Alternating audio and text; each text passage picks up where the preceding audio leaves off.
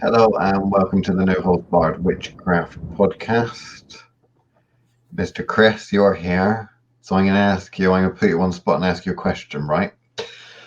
When's the last time you signed a contract? I'm assuming you mean magical ones.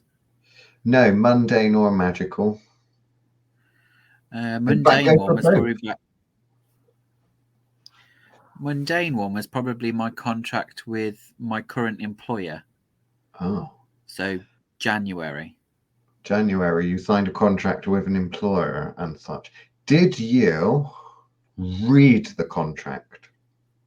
Yes, in fine detail. Did you understand the contract? Yes, I had to correct them on it. That was going to be my next question. Did you alter the contract in any way before signing it? Yes. Got payment wrong. How many people do you think would quibble with you if you told them or recommended them to change the contract you sign with an employer before signing it and getting the job? Answer quite a few, because I've given that one. If I want a job, I'm not going to be able to say to them that I want to change the contract because that's not what it is. I can't do that. I want the job. What I normally say is make sure your first contract is right, because once you've signed that one, it's nigh impossible to try and change something afterwards. So I always make sure you start from the first one. I think it shows a lot these days that people don't negotiate their contracts anymore. No. At lower levels, maybe some high-level people in high-level jobs, but a lot of people don't. They don't negotiate when it comes to an employment contract because they seem to be feeling as though they're lucky to get a job in the first place. Yeah, that's a big problem. Big problem with society today. Now, what about magical contracts then? Can you think of any recent magical contracts you have signed? Probably not in the last 10 years. Not in the last 10 years? Are you shitting me? No, I don't think I've signed any new contracts. I've adjusted the previous ones, but I don't think I've actually signed new contracts. What about, because this is interesting, the magical contract between a mentor and mentee? Because there's some sort of magical contract and agreement there. But is that not technically automatic in that as soon as they accept, press certain buttons, and then transfer money, you don't know who's on the other side of that agreement, do you? You've done a generic contract for yourself, as I have, but not with an individual. It's really for a service, isn't it? Yeah, so for me, I don't include that because to me, those are automatic as soon as you meet people. I think that's just me as a teacher, but I have that automatic responsibility. I think less of that as a contract so much and more as a responsibility that's automated from my perspective.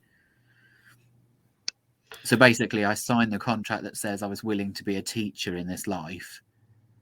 Anything else that happens beyond that is part of the responsibility I signed up for originally. Does that make sense? Right.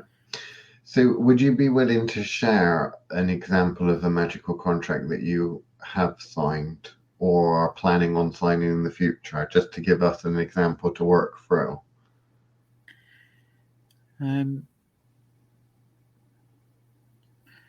One's in this lifetime. It doesn't have to be, I guess.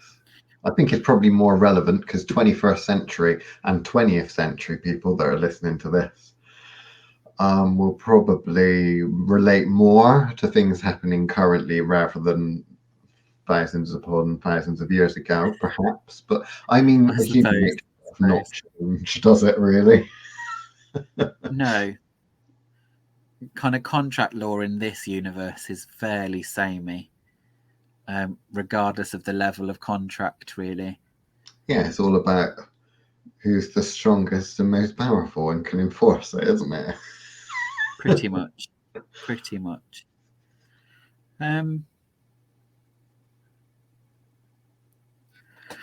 Okay, I can give one decent-ish contract that I don't feel like I'm overly exposing myself. Is kind of, I know we talk about protection magic all the time, and I don't mean we do, but I mean as in people ask those questions all the time. I have standing arrangements, not what I would consider my third-party insurance, I guess, is the kind of additional people that my what's the word I want? I went to say cartel then, but that sounds really Chris, we can't say things like cartel, and we can't say words like cult, right? We're in a precarious enough situation as it is with regards to our reputations and such, and the outlandish things people say behind our back. So we can't be starting to throw around random words like that. Okay, I'll use the word entourage then.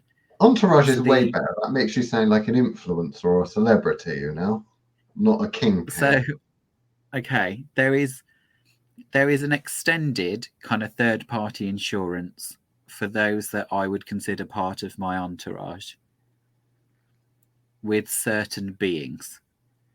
So there is an extension. The biggest problem that occurs with this is their tendency to offer out additional extended covers, shall we say, with them individually, which is always the problem for me, is the kind of secondary deals that tend to be offered out without my consultation. So I normally make people very aware of my existing kind of allegiances, shall we say, so that when they are approached by said representatives of said parties, that they don't go making silly deals without talking to me about them first. So I would say that's the biggest one for me, is kind of my, for lack of a better definition, third-party insurance for additional bodies. So you could spin this one of two ways, I believe. You could say, well, you're getting more than you bargained for. What great value for money. Or some could also look at it in terms of spam. Also, because this is not too dissimilar from, I want to go on a price comparison website because I want to see what my renewal premiums for my car insurance is going to be. Oh, look. Compare the MrChris.com comes out with this one being cheapest. I'm going to sign a contract. I'm going to purchase through MrChris.com. Go compare witchery, right? And I sign up to that. And I pay the price. And I'm happy with the price, and I receive the goods, which one never truly knows until they need to claim on their insurance whether the goods you're actually paying for you receive. Ideally, it's one of those industries that you never truly know, because you never want to claim on your insurance, do you? But there we go. But no. Well, you never want to test it, do you? Yeah, you don't want to test it. You kind of hope that day doesn't come where you have to check if you're, checked against acts of God, Yeah. But what happens now? Oh, look, months gone by. I've sent off my documents and my driving license and, no claims bonus certificates and such. And a month's gone by. And what do I receive through the post? I receive a lovely Parker pen, because apparently, unbeknownst to me, taking out that premium means that everyone that takes out an insurance premium through Mr. Chris gets a free Parker pen, right? That's all right.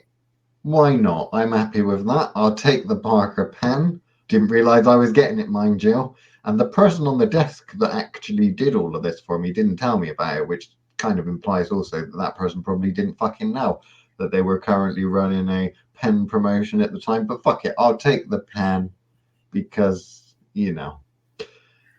Then another thing happens, and then I get an email saying, well, actually, you should buy your home insurance through us also, because we're going to give you a discount. You're on the books, right? I know that you spoke to Mr. Chris. Well, Mr. Chris, you didn't actually speak to, because that wasn't Mr. Chris, that was Sally. She gets paid by the hour in order to make phone calls and sell shit, right? Mr. Chris is purely a brand. He doesn't even real like the Colonel or Miss Millis. Fake, right? But guess what? On behalf of Mr. Chris, I can sell you at a cheaper rate housing insurance. And guess what? Because you're already in the system, hence why I got your details, because you're already in our system. All you've got to do is agree to this. We don't need to sign a contract. I can add that to your already existing car insurance policy. I'll stick a house on it, right? Great. The house don't even need to have wheels. You don't even need to be trailer park trash or nothing. It could be a brick and mortar house, or made of wood if you're Australian, right? So, right. Yes, do you agree? Let us know in a month's time between now and then whether you disagree, and we'll remove it from your policy. How's that? Problem is, this email came in Chinese, and the people don't read Chinese, so they didn't fucking understand what it was all about. So now they have housing insurance, and they have car insurance, and they have housing insurance through another provider as well. That other provider got a little bit upset, very upset, as these goddesses and gods and such that the love and lighters tend to agree to worship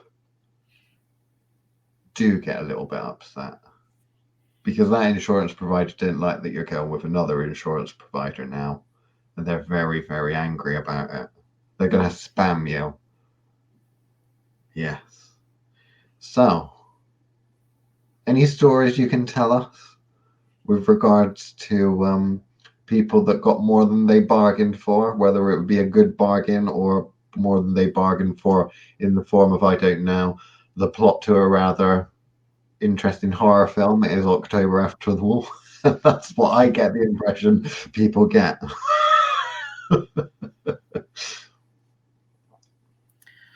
I don't know. Less of that tends to happen for me. Well, no, you're not going to be signing up to your own insurance premium. We're talking about the people that meet and greet you, get taps on the shoulder, right? I can share a story because of all of this Me Too stuff, right?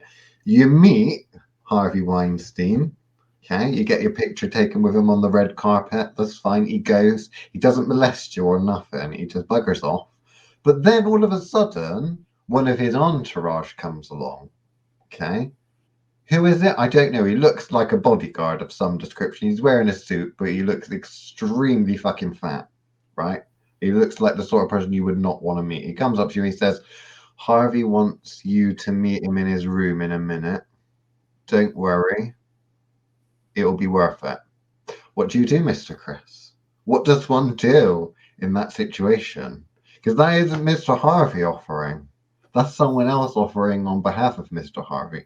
But Mr. Chris, there'll be people that are thinking, fuck it, I'll take the money. I'll do a quick whatever Mr. Harvey wants in exchange for a considerable amount of money, signing a non-disclosure agreement, but then go into the press anyway, right? But what if, Mr. Chris, what if that big guy called Ben, who's not actually a bouncer, not anything to do with Mr. Harvey, what if he's just some serial killer and he's trying to get people to meet them in the bedroom of his hotel so that he can go and kill them off? because he's got a bit of a fetish for killing off sluts and whores that'll sleep with people for money, Chris. What then? How does one know, Mr. Chris? Got any stories like that? Imposters is what we're talking about. Imposters, by the way. Imposters.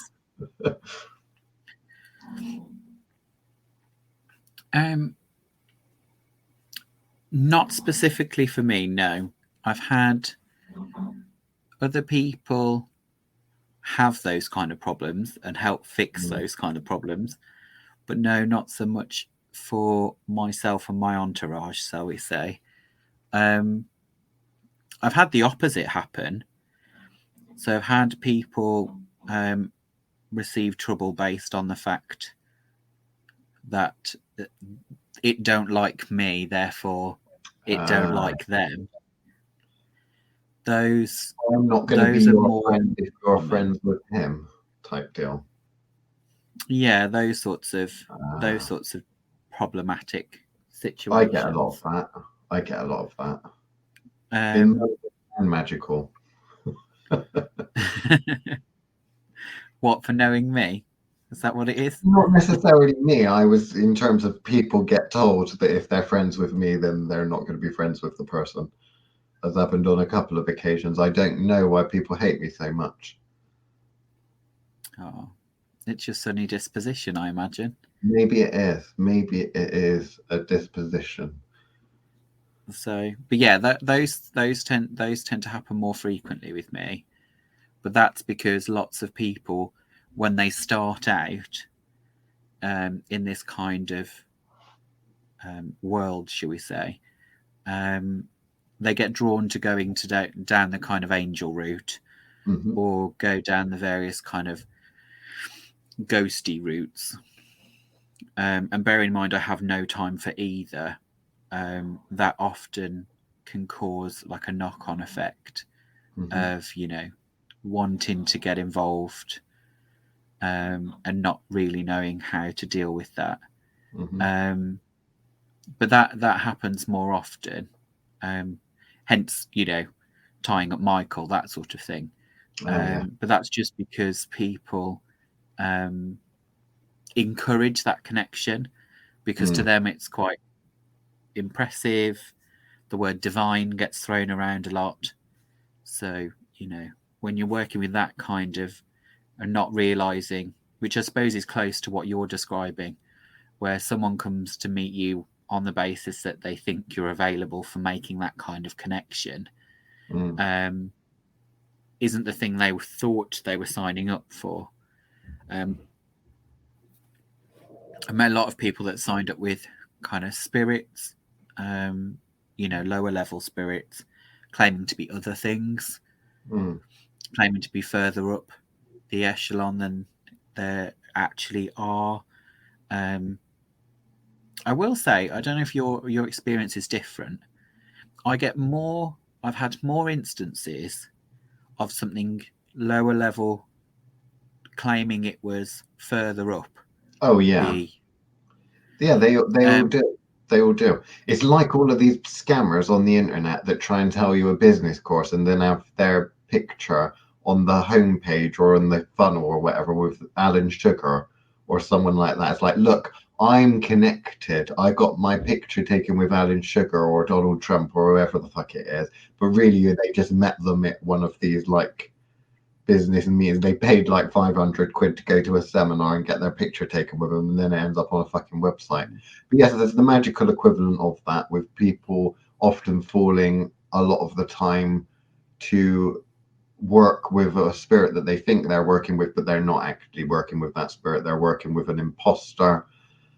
And I mean, this doesn't get talked about that much, possibly because most people in the magical community that claim to work with spirits don't really tend to work with them. They're religious based, so they just worship, don't they? But no, I agree. I've seen that. But what I have a lot less of is one thing pretending to be something completely different. So what I mean is, like, you'll hear a lot of kind of lower level spirits, lower level angels pretending to be higher up, or dead individuals pretending to be more powerful dead things. But it's not like I've never come across, say, a jinn pretending to be an angel. Do you know what I mean? Right. Like, it's normally the power level that someone's being flexible or creative with, rather than actually their identity. I don't know if that's because it's harder for them to mimic, I guess, a whole body infrastructure rather than a power level. Okay, so there's two things I'd like to say. First is I don't think that's true when it comes to magical practitioners, because magical practitioners, for defensive reasons, will pretend to be this, that, and everything. But when you're talking about a spirit specifically, I think it's a case of you are an energy, and the only way for progression is to climb the ladder that you're already on. So their view of going upwards, they know they're trying to get upwards. They only see one ladder, and that's the ladder that they're on. They don't necessarily intermix a lot of the time with other, you could say, species. So if it's low level, is not going to see other ladders or fully understand what's going on, I would say. Yeah. Like, because lots of people ask those questions, though, don't they? Where they go, oh, well, what's it likely to be? Well, actually, the likelihood is it's going to be somewhere in that same ladder. A lower level mercurial spirit is going to its very best try and emulate a higher up the level mercurial spirit. You're not going to have a mercurial spirit pretending to be a solar deity. And I wonder, for me, I'm kind of like, I would have expected more of that to happen, but I've never really come across it. But it probably is as simple as you say. It's harder to think outside your own box. Think about how stupid this would look, though, right? You've got a primary school child in the first year of school, year one, not reception, year one, and they're pretending to be a year 3 or year 4, so a couple of grades up. Compare that to them pretending to be a doctor and going into hospital. So you've got like a 5-year-old pretending to be 6 or 7 in the same school versus them putting on a doctor's coat and going to hospital and pretending to be a doctor. And pretty much every fucking thing is going to think, well, that's bullshit, you're not a doctor, you're some dumb little kid, right? Yeah. But if you were in the same year group, or you went to a different school, or maybe even a teacher or something like that, could the teacher see the difference between a year 3 and a year 4, a year 1 and a year 2? It's difficult, isn't it? Children, they grow up so fast and such. So your own teacher would know. An expert in the field that knows you, knows the energy, knows all that thing, is gonna notice. But some old lady is gonna look and think, well, that's a kid. It says it's in year 3. I don't fucking know. We didn't have year 3 back when I was at school. We just had infants and juniors, and it was mixed ability during the war. So I suppose it makes sense. It does make sense. I just, what, in those ways that until you try to explain something suddenly becomes blindingly obvious. Here's a question. At what point do you lack sympathy for people that are fooled by this?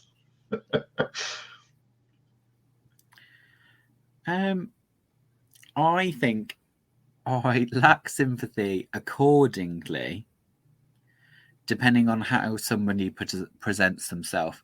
So we're now skipping over to practitioners again now, but I can accept a mundane not knowing the difference between dead grandma and Archangel Michael. Like, I can kind of accept them not knowing the difference. Well, both they look vaguely glowy. Both have got hairy gins, and they both sound like they were smoking 60 a day. Like, I just thought, as he's got a flaming sword, maybe he gets smoke inhalation the same way Nan did. Like, do you know what I mean? Like, you kind of think, I can let that slide. you're a mundane. Wait a minute. You can let slide a mundane get confused between grandma and the Archangel Michael in terms of manifesting. Okay. Justify your answer, because I'm not going to say I disagree, but I'd like some justification, because some people will think that's terrible. But most of the people that think that's terrible probably have never seen TV shows Most Haunted or something like that.